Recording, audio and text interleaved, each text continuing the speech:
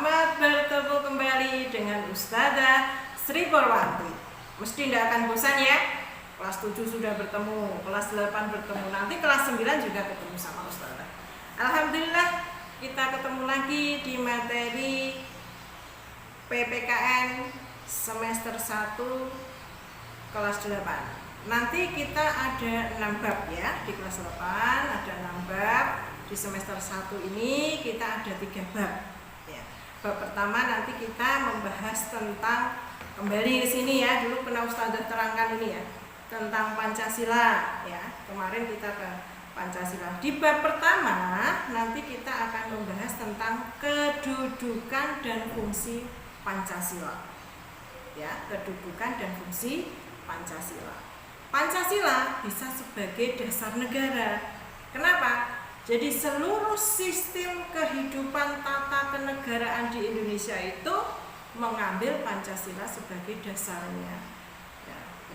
Jadi karena kita disebut negara yang Pancasilais ya, dan seperti itu tata itu semua kita mengambil dasarnya dari Pancasila. Sehingga tata urutan perundang-undangan, kemudian aturan-aturan pemerintahan dan lain-lain itu bersumber ke Pancasila. Kita sebagai seorang muslim, kalau ada permasalahan sesuatu kita kembali kepada Al-Quran dan hadis ya. Tetapi kita di negara Indonesia ketika mengalami permasalahan, mengalami tragedi, kita kembalikan aja kepada Pancasila dan Undang-Undang Dasar 45. Nah, di kelas 8 ini kita mempelajari di bab pertama itu tentang kedudukan dan fungsi Pancasila. Yang pertama itu sebagai dasar negara. Semua peraturan, sistem perundang-undangan, aturan kenegaraan itu semua bersumber dari Pancasila.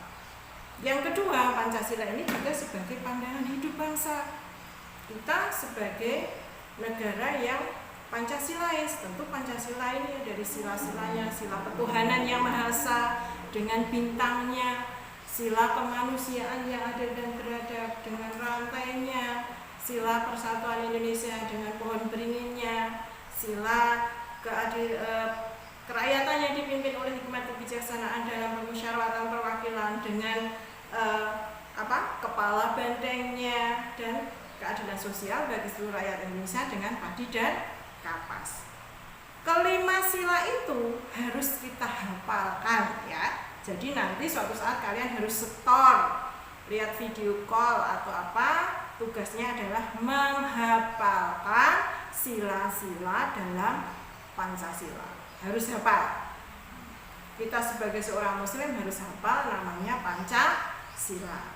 Kemudian Pancasila juga sebagai ideologi bangsa, sehingga kita memiliki ideologi yang berbeda dengan negara lain. Kalau di negara lain ada ideologi Soviet, ada apalagi liberal ya.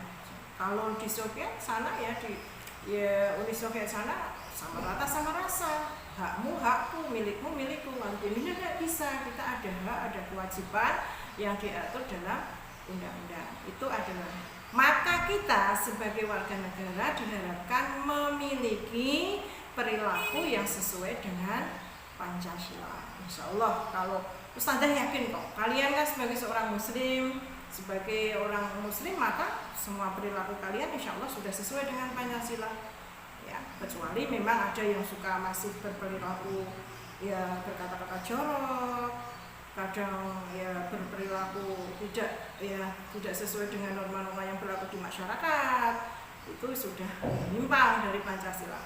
Tapi insya Allah kalau isyhadu bi ana muslim ya, misalnya kita sebagai muslim yang baik, maka insya Allah nilai-nilai Pancasila itu sudah bisa kita terapkan dalam kehidupan kita sehari-hari. Yakin deh kalau kita itu muslimnya baik, Pancasilanya insya Allah oke ya.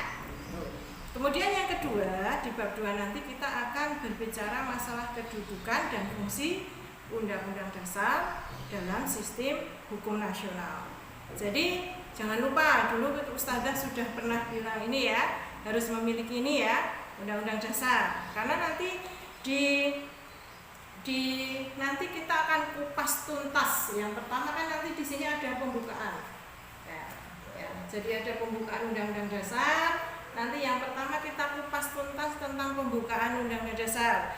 dari alinea pertama, alinea kedua, alinea keempat, alinea 1, 2, 3, 4 itu ada 4 alinea yang terdapat dalam pokok pikiran dalam pembukaan Undang-Undang Dasar. Nanti dipahami. Maka Ustazah ingatkan kembali, kemarin sudah Ustazah wajibkan untuk memiliki ini, Undang-Undang Dasar 45. Kenapa? Kita mau belajar Undang-Undang Dasar tidak mungkin ya, tidak mungkin paham kalau kita tidak memiliki ini ya, seperti itu. Jadi maknanya nanti dalam sistem ini ya, makna Undang-Undang Dasar, sistem hukum nasional, kedudukan, peraturan perundang-undangan dan lain-lain ada di sini.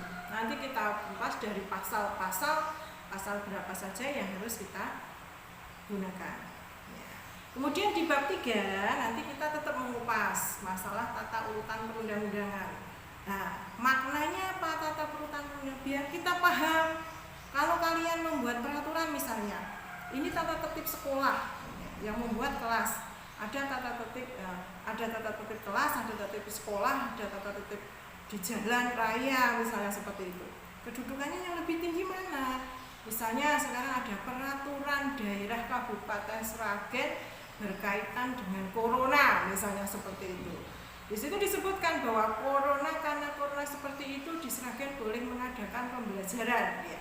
Tetapi ternyata Menteri kita Nadiem mengatakan bahwa pembelajaran tidak diperbolehkan karena kita masih zona merah. Nah, berarti peraturan yang ada di Sragen ini kalah sama peraturan yang dibuat oleh Menteri Pendidikan dan Kebudayaan. Nah, di bab 3 nanti kita akan kupas tuntas peraturan perundang-undangan ini.